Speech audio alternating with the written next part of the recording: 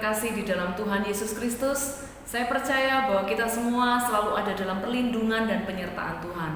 Sebentar kita akan menerima renungan firman Tuhan. Saya rindu firman Tuhan yang akan kita dengar bisa menjadi berkat bagi kehidupan saudara. Sebelum kita menerima firman Tuhan, mari bersama-sama kita berdoa. Bapa di surga, kami mengucap syukur untuk perlindungan penyertaan-Mu atas kehidupan kami. Sebentar kami akan menerima kebenaran firman-Mu. Mari Engkau yang berbicara bagi setiap kami Tuhan, menyatakan kehendak dan rencana-Mu yang terbaik bagi hidup kami. Kami siap Tuhan untuk menjadi pelaku-pelaku firman-Mu. Terima kasih Tuhan, di dalam nama Tuhan kami Yesus Kristus, kami berdoa dan mengucap syukur. Haleluya, amin. Saudaraku yang terkasih, tema renungan firman Tuhan saat ini adalah Tuhan yang pegang kendali. Saudaraku, hidup kita ini bagaikan kapal yang berlayar ke samudera luas. Kadang ada saatnya cuaca bersahabat dan kita bisa menikmati perjalanan kita. Namun ada kalanya kita menghadapi terpaan gelombang dan badai yang dapat menghalangi langkah iman kita. Saat itulah terkadang kita berpikir bahwa Yesus seolah-olah meninggalkan kita. Saudaraku, kapal laut, mobil, pesawat, ataupun hidup kita memiliki persamaan, yaitu hanya memiliki satu kemudi. Maksudnya, hanya ada satu orang yang dapat memegang kemudi. Jika pengemudi itu adalah orang yang tepat, maka kapal, mobil, pesawat itu akan dapat berjalan dengan baik. Pertanyaannya, siapakah yang menjadi pengemudi atas hidup kita? Saudaraku, ada 3 pribadi yang dapat mengendalikan atau menjadi pengemudi atas hidup kita. Yang pertama yaitu iblis. Firman Tuhan dalam 1 Petrus pasal 5 ayat 8 mengatakan, "Sadarlah dan berjaga-jagalah, lawanmu si iblis berjalan keliling sama seperti singa yang mengaum-ngaum dan mencari orang yang dapat ditelannya." Saudaraku, iblis ingin mengendalikan hidup kita melalui ketakutan, kekhawatiran, keraguan, dan ketidakpercayaan. Di tengah merebaknya kabar tentang virus corona, iblis berusaha untuk menyebarkan roh ketakutan. Misalnya kita merasa takut untuk keluar rumah. Iblis juga menyebarkan roh kekhawatiran, sehingga kita merasa khawatir jika ada anggota keluarga kita yang tertular. Kita merasa khawatir akan kondisi ekonomi, akan kebutuhan jasmani kita. Kita khawatir akan masa depan kita. Dan kita mulai meragukan dan tidak percaya akan janji penyertaan Tuhan. Saudaraku, pribadi yang kedua yang dapat mengendalikan atau menjadi pengemudi atas hidup kita, yang kedua adalah diri kita sendiri. Dalam Galatia pasal 5 ayat 17 mengatakan, "Sebab keinginan daging berlawanan dengan keinginan roh, dan keinginan roh berlawanan dengan keinginan daging, karena keduanya bertentangan." Saudaraku yang terkasih, keinginan daging manusia mengajak kita kepada hal-hal yang bertentangan dengan kehendak Tuhan. Jika ada seseorang yang hidup di dalam keinginan daging, maka segala sesuatu yang dilakukan akan bertentangan dengan pikiran dan perasaan Allah. Allah tidak berkenan dengan mereka yang hidup menurut keinginan daging. Kita tahu saudara, bahwa Allah berdaulat secara mutlak. Ia menghendaki supaya hidup setiap orang yang percaya, mereka hidup di dalam kesucian. Itulah sebabnya dalam 1 Petrus pasal 1 ayat 16 dikatakan, "Kuduslah kamu, sebab aku kudus." Allah menghendaki setiap kita umatnya untuk selalu hidup di dalam kekudusan. Saudaraku yang terkasih, pribadi yang ketiga yang dapat mengendalikan hidup kita adalah Tuhan sendiri. Dalam Galatia pasal 5 ayat 24-25 dikatakan, "Barang siapa menjadi milik Kristus Yesus, ia telah menyalibkan keinginan daging dengan segala hawa nafsu dan keinginannya. Jikalau kita hidup oleh roh, baiklah hidup kita juga dipimpin oleh roh."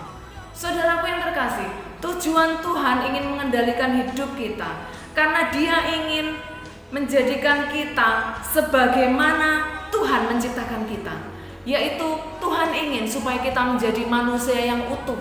Tuhan ingin supaya kita menjadi manusia yang merdeka dan berkemenangan. Saudaraku, saya percaya bahwa kendali hidup kita yang paling tepat adalah Tuhan sendiri. Jika kita serahkan hidup kita kepada Tuhan, maka Dia tahu apa yang terbaik bagi diri kita. Jika kita memberikan kendali hidup kita ke dalam tangan Tuhan, itu artinya kita turut kemanapun Tuhan membawa kita, dan kita mau taat kepada apapun yang Tuhan katakan. Saudaraku, setiap hari kita diperhadapkan pada pilihan yang sulit, dan kita harus memutuskan siapa yang memegang kendali hidup kita atau Tuhan. Dan Tuhan rindu, saudara, setiap kita dapat menyerahkan hidup kita ke dalam pimpinan Tuhan. Saudaraku yang terkasih, ada 3 respon manusia ketika menghadapi masalah. Respon yang pertama yaitu manusia berusaha untuk mengendalikan masalahnya. Saudaraku, semakin hidup kita mengalami masalah, semakin keras kita berusaha untuk mengendalikannya. Akibatnya, kita menjadi stres dan kita mencoba mengendalikan hal-hal yang hanya bisa dikendalikan oleh Tuhan. Saudaraku, kita tidak berkuasa atas hidup dan masa depan kita. Semakin kita mengendalikan hidup kita, seolah-olah kita menjadi Tuhan atas hidup kita. Dalam Yakobus pasal 4 ayat 13-14 dikatakan, "Jadi sekarang, hai kamu yang berkata, hari ini atau besok kami berangkat ke kota Anu, dan di sana kami akan tinggal setahun dan berdagang serta mendapat untung. Sedang kamu tidak tahu apa yang akan terjadi besok. Apakah arti hidupmu? Hidupmu sama seperti uap yang sebentar saja lalu kelihatan lenyap." Saudara yang terkasih, Yakobus mengatakan bahwa seorang dapat memiliki rencana dalam kehidupannya. Namun sesungguhnya rencana yang terbaik itu adalah rencana Tuhan. Saudaraku, segala rencana akan menjadi sia-sia jika kita tidak melibatkan Tuhan di dalam rencana kita. Oleh karena itu, sudah seharusnya kita berkata, jika Tuhan menghendakinya, kami akan hidup, berbuat ini dan itu. Saudaraku, kita boleh saja memiliki rencana yang luar biasa, tapi kembali lagi, mari kita serahkan rencana kita ke dalam tangan Tuhan, karena Tuhan tahu apa yang terbaik bagi kita. Saudaraku, respon yang kedua, ketika manusia menghadapi masalah. Respon yang kedua yaitu kita menyerah dengan keadaan atau masalah yang dihadapi. Respon ini membuat kita berharap untuk dikasihani. Dan jika ada orang yang tidak memikirkan masalah kita cenderung menyalahkan orang lain. Atau kita juga cenderung mengasihani diri. Mengatakan kenapa masalah ini itu begitu berat. Dan kenapa tidak ada satupun orang yang peduli kepada saya. Saudaraku, hal ini membuat kita semakin tenggelam dengan kepedihan masalah yang kita hadapi. Mengapa ada beberapa orang yang mengalami stres berat dan pada akhirnya bunuh diri? Karena mereka sudah kehilangan pengharapan dalam hidupnya. Saudaraku, respon yang ketiga, bagaimana respon manusia ketika menghadapi masalah? Yang ketiga, yaitu berserah kepada Tuhan. Saudaraku, ini adalah respon yang terbaik. Untuk bisa terbebas dari tekanan, dari stres, kita bisa memulai membiarkan Tuhan menjadi Tuhan atas hidup kita. Hal ini dapat kita mulai dengan berseru di dalam doa kita. Tuhan, aku ingin menyerahkan kendaliku kepadamu. Sebab hanya Engkau saja yang dapat mengendalikan hal-hal yang berada di luar kendaliku. Saudaraku, salah satu yang dicari oleh manusia di dunia ini adalah ketenangan. Namun di tengah berbagai tantangan hidup yang keras, dengan situasi yang cenderung membuat kita merasa tidak aman, di mana kita dapat menemukan ketenangan yang sejati? Dalam Mazmur pasal 62 ayat 2-3 dikatakan, hanya dekat Allah saja aku tenang, daripadanya lah keselamatanku. Hanya dialah gunung batu dan keselamatanku, kota bentengku, aku tidak akan goyah. Saudaraku, Mazmur 62 berisi pengakuan dan kesaksian Daud bahwa hanya dekat Tuhan saja dia merasa tenang. Walaupun Daud adalah raja yang besar, raja yang kaya raya, dan kekuasaannya luar biasa, namun dia menyadari bahwa Tuhan adalah satu-satunya tempat perlindungan bagi dia. Saudaraku, ada 2 poin yang disebutkan menjadi tempat perlindungan di dalam Mazmur pasal 62. Yang pertama yaitu gunung batu. Mengapa gunung batu bisa menjadi tempat perlindungan? Karena di gunung batu terdapat goa-goa yang menjadi tempat perlindungan. Goa ini adalah tempat yang paling aman karena sulit dicari musuh dan sekaligus menjadi tempat perlindungan dari sengatan sinar matahari.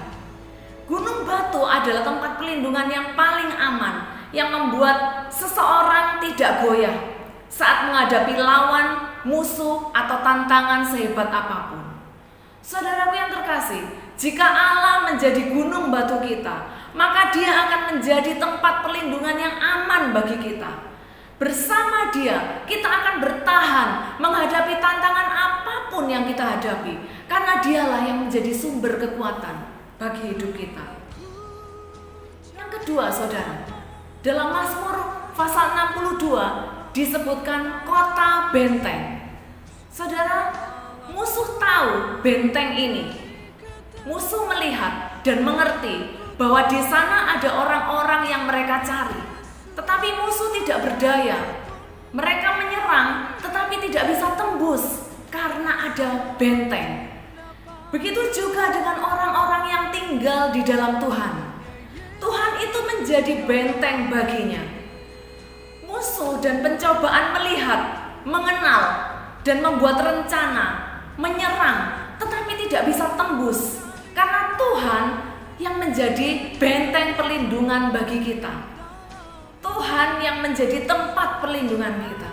Saudaraku, meskipun Tuhan tidak kelihatan, tapi kuasa perlindungan Tuhan sungguh nyata atas kita. Dialah benteng perlindungan bagi kita. Jika kita menghadapi masalah, maka musuh-musuh tidak akan berdaya. Pencobaan apapun tidak akan berdaya, tidak akan menembus kita. Kenapa? Karena Tuhan yang menjadi benteng perlindungan atas kita. Mari umat Tuhan, mari kita hidup semakin dekat, kita hidup semakin terbuka di hadapannya. Kita selalu mengandalkan Dia selalu. Jangan percaya atau menaruh harapan kepada manusia.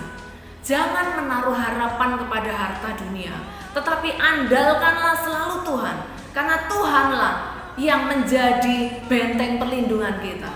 Bersama dengan Tuhan, kita dimampukan melewati setiap masalah apapun, karena Yesuslah yang selalu ada bersama dengan kita.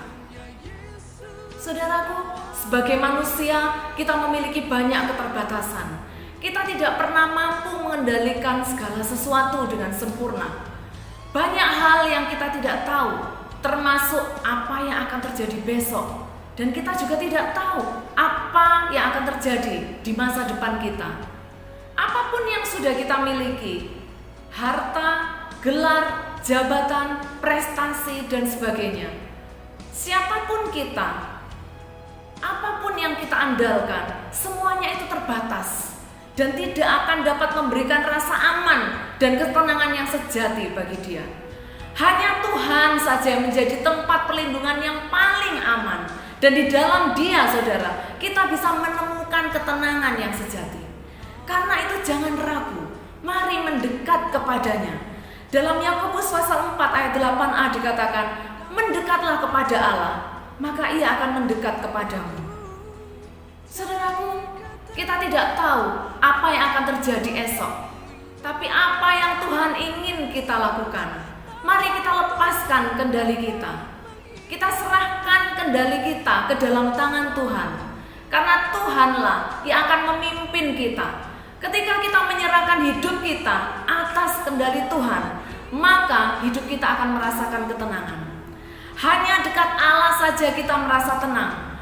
Karena ketika kita merasakan ketenangan, disitulah letak kekuatan kita. Ada kekuatan, saudara, ketika kita mau menyerahkan hidup kita ke dalam tangan Tuhan. Tuhanlah yang memegang kendali kita. Dialah Allah yang berkuasa. Dialah yang berdaulat atas hidup kita. Dan segala hal yang terjadi, segala perkara yang terjadi dalam hidup kita, tidak ada yang di luar kendali Tuhan. Dalam Roma pasal 8 ayat 28 dikatakan, kita tahu sekarang bahwa Allah turut bekerja dalam segala sesuatu untuk mendatangkan kebaikan bagi mereka yang mengasihi Dia, yaitu bagi mereka yang terpanggil sesuai dengan rencana Allah. Saudara yang terkasih, Tuhan turut bekerja dalam segala sesuatu. Kata segala sesuatu berarti segala situasi dan kondisi, termasuk hal-hal yang buruk dan hal-hal yang tidak menyenangkan. Karena itu penting sekali bagi kita. Kita harus belajar memahami bagaimana cara Tuhan bekerja. Karena Ia tidak pernah menjanjikan bahwa hidup kita itu lepas dari masalah. Tapi janji Tuhan bahwa di dalam setiap gelombang, setiap ombak, setiap masalah yang terjadi, Tuhan izinkan untuk membuat kita semakin kuat. Kita akan dijadikan menjadi seorang nakoda kapal yang handal, karena Tuhan yang menjadi pengendali atas hidup kita. Saudaraku, justru di balik masalah selalu ada maksud dan rencana Tuhan yang indah. Salah satunya, semakin kita berharap kepada Tuhan, semakin kita mendekat kepada Tuhan, kita akan semakin bergantung kepada Tuhan. Mari saudaraku yang terkasih, apapun segala masalah yang kita pergumulkan, percayalah bahwa Allah tetap pegang kendali atas hidup kita. Dia tahu semua masalah yang kita hadapi. Sebab itu, jangan pernah berpikir bahwa Tuhan itu tidak peduli dengan masalah yang kita hadapi. Justru dengan masalah yang kita hadapi, Tuhan katakan, aku tidak akan pernah meninggalkan engkau. Kita mengetahui bahwa hidup kita ada di dalam rancangan Tuhan. Kita tidak tahu apa yang terjadi hari esok. Kita tidak tahu apa yang terjadi di masa depan kita. Tapi Tuhan yang tahu. Tuhan yang memegang kendali atas hidup kita. Tuhan yang tahu hari esok kita. Tuhan yang tahu masa depan kita. Dan Tuhan yang memegang kendali atas hidup kita. Sebab itu saudaraku yang kekasih, mari kita serahkan hidup kita ke dalam rancangannya. Karena kita tahu rancangan Tuhan adalah rancangan yang terbaik bagi kita. Demikian saudaraku yang terkasih, firman Tuhan saya sampaikan. Saya rindu setiap firman ini boleh menjadi berkat bagi setiap kita yang mendengarnya. Mari kita berdoa. Bapa di surga, kami mengucap syukur Tuhan untuk setiap masalah yang Kau izinkan terjadi. Kami percaya Tuhan, tidak ada satupun dalam hidup kami yang terjadi di luar kendali-Mu Tuhan. Setiap masalah yang terjadi, kami percaya Tuhan, Engkau turut berkarya. Engkau memegang kendali atas semuanya Tuhan. Sebab itu ajar kami untuk selalu berserah hanya kepadamu Tuhan. Kami mau izinkan Engkau yang memegang kendali atas hidup kami Tuhan. Karena ketika kami menyerahkan kendali hidup kami ke dalam tangan-Mu Tuhan, kami akan melihat kuasa-Mu berkarya luar biasa dalam hidup kami. Kami akan melihat kemenangan demi kemenangan terjadi dalam hidup kami Tuhan. Kami percaya Tuhan Yesus, rancangan-Mu adalah rancangan yang terbaik. Sebab itu kami tidak akan khawatir akan hari esok. Sebab Tuhan yang memegang kendali atas hidup kami. Terima kasih Tuhan Yesus atas firman-Mu pada hari ini. Dan kami percaya Tuhan, kami akan selalu hidup berkemenangan di dalam Engkau. Di dalam nama Tuhan kami Yesus Kristus, kami berdoa dan mengucap syukur. Haleluya. Amin. Saudaraku yang terkasih, dimanapun saudara berada, apapun masalah yang kita alami, percayalah bahwa hanya Yesuslah yang menjadi jawaban atas setiap masalah kita. Tuhan Yesus memberkati kita semua. Hanya Yesus jawaban hidup.